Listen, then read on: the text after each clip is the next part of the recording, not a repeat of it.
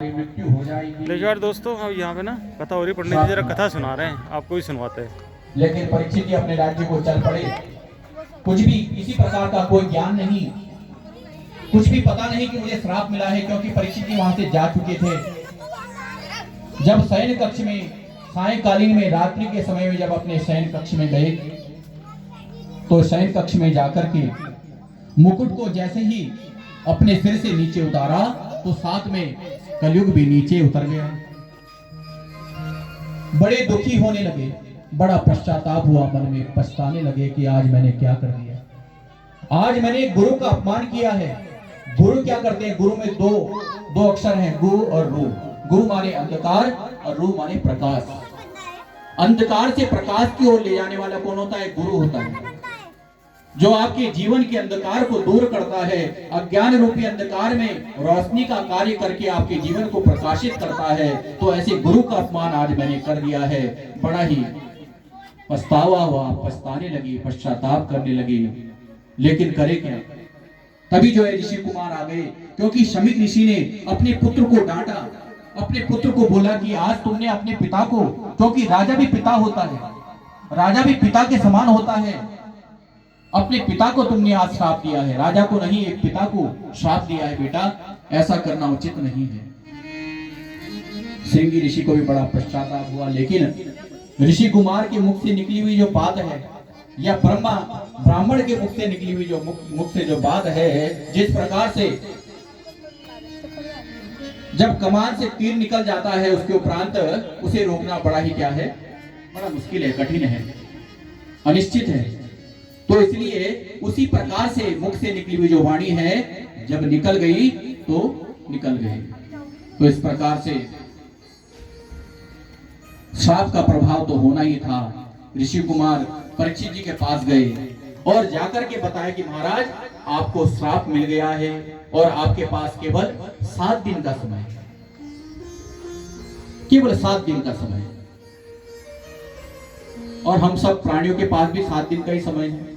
सोमवार, मंगल, बुध, बृहस्पति, ये कितने 7 हुए सप्ताह का दिन। हमारी भी 7 दिन के भीतर ही मृत्यु होती है। सोमवार, मंगल, बुध, इससे बाहर तो हम जान नहीं सकते। तो इसी प्रकार से समस्त प्राणी 7 दिन के ही क्या है, एक पल का भी भरोसा नहीं है। एक पल का भी, केवल एक पल का भी यहाँ पर हमें भरोसा नहीं है। न जाने कब यह प्राणवायु हमारे शरीर से निकल जाए और यह शरीर क्या हो जाए, निश्चेत हो जाए। एक पल का भी समय हमारे पास नहीं है। जब हम जाते हैं बाहर घूमने के लिए, तो क्या करते हैं? बड़े बड़े लगेज, बड़े बड़े अटैचियां हम क्या करते हैं? आज जो है ऐसा पहनेंगे, ऐसा पहनेंगे, तैयारियां करके निकलते हैं। अच्छे अच्छे आभूषण रखते हैं, बड़े सज सवर करके जाते हैं। लेकिन जो हमारा परम धाम है, परम धाम क्या है? हमारा मोक्ष धाम, अंतिम धाम, वैकुंठ धाम, जहां पर हमें मिलना है परमात्मा से, इस आत्मा को मिलना है, वहां पर जाने की हमारी कोई तैयारी नहीं है, कोई भी तैयारी नहीं है। क्योंकि भगवान उसे ही शरण में लेते हैं जो भगवान का भजन करते हैं। भाव का भूखा हूं मैं, भाव ही एक सार है। भाव से जो मुझे भजे, भव से बेड़ा पार है। भगवान कहते हैं मैं तो केवल भाव का भूखा हूं, केवल भावना होनी चाहिए मन में, मन का भूखा हूं। निर्मल मन जन सो मोहि पावा, मोहि कपट छल छिद्र न भावा। निर्मल जन के, जिसका मन क्या है? निर्मल है, उसी निर्मल में जाकर मैं विराजमान होता हूँ। केवल मन का, निर्मल मन का मैं भूखा हूँ। लेकिन आप क्या करते हैं? इस मन में काम, क्रोध, लोभ, मोह सब भर देते हैं। और जब भगवान आते हैं आपके द्वार पर, आपके मन में प्रवेश करने के लिए, तो देख लेते हैं बाहर से कि पहले ही हाउसफुल है, पहले से अनेक प्रकार के विचार, अनेक प्रकार के पाप, अनेक प्रकार के लोभ मोह मन में भरे हुए हैं। तो भगवान वहीं से देख करके चले जाते हैं। लेकिन भगवान ने कहा निर्मल मन जन, केवल निर्मल मन में ही मैं प्रवेश करता हूँ। और प्रवेश ही नहीं करता, सदैव उसी मन पर विराजमान हो जाता हूँ, अवरुद्ध हो जाता हूँ, जाता नहीं हूँ। तो इस प्रकार से परीक्षित जी ने को श्राप मिला और परीक्षित जी समस्त ब्राह्मणों को जो बड़े बड़े विद्वान थे सबसे पूछने लगे कि मुझे 7 दिन के भीतर मुक्ति चाहिए, कोई ऐसा उपाय बताओ।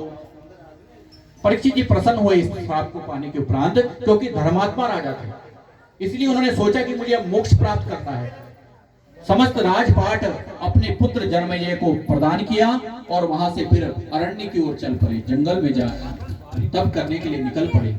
लेकिन उन्होंने सोचा कि अब जीवन शेष नहीं बचा है, इसलिए मुझे अब गंगा जी के तट पर जाकर के वहां पर जाकर के अपनी चिता बना देनी चाहिए और उसी में आसन बिछा करके बैठ जाना चाहिए। तो गंगा के तट पर वहां पर बैठ करके परीक्षित जी ध्यान करने लगे कि अब मुझे मुक्ति किस प्रकार से प्राप्त होगी। तभी जो है सुखदेव जी भगवान महामुनि सुखदेव जी का वहां पर प्राकट्य हुआ, वहां पर पहुंचे। बोले सुखदेव जी महाराज की जय, जिन्होंने 7 दिन तक उन्हें श्रीमद् भागवत महापुराण का श्रवण करवाया और उसके उपरांत उनकी मुक्ति हुई। तो इस प्रकार से परीक्षित जी को 7 दिन के भीतर कहा कि वह तक्षक नाग एक छोटा सा रूप धर के उसको रोकने का प्रयास ब्राह्मण ने किया, लेकिन उस ब्राह्मण को भी माया में फंस करके वह उन्हें रोक नहीं पाया। और इस प्रकार से तक्षक नाग केवल एक पुष्प में एक कीड़े के रूप में आकर के परीक्षित जी के पास पहुंच गया और वहीं पर केवल अपनी सांस को लेकर के केवल एक फुफकार से ही परीक्षित जी के शरीर को नष्ट कर दिया और रात का ढेर परीक्षित जी का वह शरीर बना और उससे दिव्य ज्योति निकल करके परमात्मा के स्वरूप को प्राप्त हो गई। बोले सत्यनारायण भगवान की जय। तो इस प्रकार से कलयुग का प्रवेश पृथ्वी पर हुआ, कलयुग आया और यह कलयुग समस्त प्राणियों को निरंतर ग्रसता जा रहा है। आपने अनुभव किया होगा, देखा है समाज में, जो कभी अपुण्य आप सुनते थे कहां पर देश विदेशों में, वह धीरे धीरे हमारे देश में प्रवेश कर गया, धीरे धीरे हमारे राज्य में आया, धीरे धीरे अब जो है घर घर में पहुंच गया है, गांव में आया। धीरे धीरे आपने सुना कि अब अनेक समस्त घरों में अनेक प्रकार के पाप हो रहे हैं। जो घटनाएं हम कभी बाहर सुना करते थे वो हमारे घर में प्रवेश कर गई है। तो ये कलयुग का जो प्रभाव है, जो कलंक है, निरंतर समस्त मन के भीतर प्रवेश करता जा रहा है। कलंक युक्त समस्त मनुष्य के मन को करता जा रहा है, पाप से अपलावित करता जा रहा है। तो इस प्रकार से प्रवेश कर गया कलयुग। और कलयुग की आयु शास्त्रों में बताई गई कितनी, 4,32,000 वर्ष कलयुग की आयु है। अभी कलयुग को प्रारंभ हुए केवल 5,500 वर्ष पूर्ण हो पाए हैं। लगभग 5,500 वर्ष के लगभग हम प्रवेश कर चुके हैं। कलयुग की दोगुनी आयु द्वापर युग की होती है।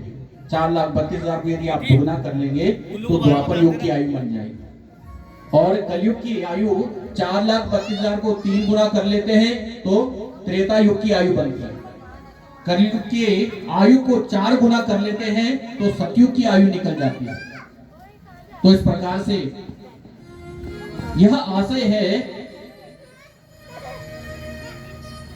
कि जितना सात्विक जीवन में रहोगे, जितना सत्य बोलोगे, जितना आचरण सत्य स्वरूपी होगा, उतना आपका जीवन बड़ा सुखमय होगा। और यह कलयुग निरंतर अभी शैशव अवस्था में है, बहुत छोटी सी अवस्था में। 1,08,000 वर्ष का एक इसका चरण है, पहला चरण। लेकिन इस कलयुग के चौथे चरण में न जाने इस पृथ्वी पर अनेक प्रकार के पाप बढ़ने लगे हैं। ऋषियों ने पहले अपनी दिव्य दृष्टि से देख लिया कि इस धरा पर ऐसी स्थिति हो जाएगी मनुष्य की कि केवल चलने के लिए भी पहले से जमीन को आपको खरीदना होगा, इतनी यहाँ पर जनसंख्या हो जाएगी। तामसिक वस्तुएं निरंतर बढ़ती चली जाएंगी। तामसिक वस्तुएं जैसे कि वैगन इत्यादि के वृक्ष बहुत बड़े हो जाएंगे, विशालतम हो जाएंगे। इनके नीचे बैठ करके मनुष्य छाव प्रदान प्राप्त करेगा। ऐसी स्थिति, तामसिक वस्तुएं बहुत बढ़ जाएंगी, बहुत विशाल हो जाएंगी, पाप बढ़ने लगेगा निरंतर। और कलयुग में अंतिम चरण में मनुष्य की आयु केवल 12 वर्ष रह जाएगी, क्योंकि सतयुग का जो मनुष्य था उसकी आयु थी 1,20,000 वर्ष। जैसे ही मनुष्य द्वापर युग में जब जन्म लिया मनुष्य ने, तो उसकी आयु हो गई 12,000 वर्ष। द्वापर युग में मनुष्य की आयु 1200 वर्ष, लेकिन इस कलयुग में जो पूर्ण आयु है वह है 120 वर्ष। यदि मनुष्य नियम संयम से रहे, व्रत और ऋतुचर्या का ठीक प्रकार से ध्यान रखे तो 120 वर्ष आयु पूर्ण आयु प्राप्त कर पाएगा। लेकिन यह घटते घटते क्या होगा, अंतिम चरण में यह शून्य भी चला जाएगा और केवल 12 वर्ष मनुष्य की आयु होगी। चौथे चरण में कलयुग के कहते हैं कि मुरादाबाद क्षेत्र में कल्कि भगवान का अवतार होगा विष्णु इस ब्राह्मण के घर में, और वह जन्म लेंगे 9 वर्ष की कन्या के गर्भ से, कल्कि भगवान। और उसके उपरांत कलयुग का संहार होगा और पुनः इस धरा पर सतयुग का प्रारंभ होगा। बोले श्री सत्यनारायण भगवान की जय। तो जब यह कथा सुनी जा रही थी तो शौनक 20,000 वर्ष के जो सबसे आगे बैठे हुए कथा का श्रवण कर रहे हैं, विचार कर रहे हैं कि कलयुग का कलंक निरंतर पृथ्वी पर फैलता जा रहा है, इसको किस प्रकार से रोका जाए, किस प्रकार से इस कलंक से जो ग्रसित जो व्यक्ति है इसका जो प्रवेश है प्रत्येक मन में ना हो सके, ऐसा कोई उपाय हमें सोचना चाहिए। तभी वहां पर परम धर्म धुरीण सूत जी महाराज जी वहां पर पहुंचे। बोले सूत जी महाराज की जय। सूत जी महाराज जी जो कि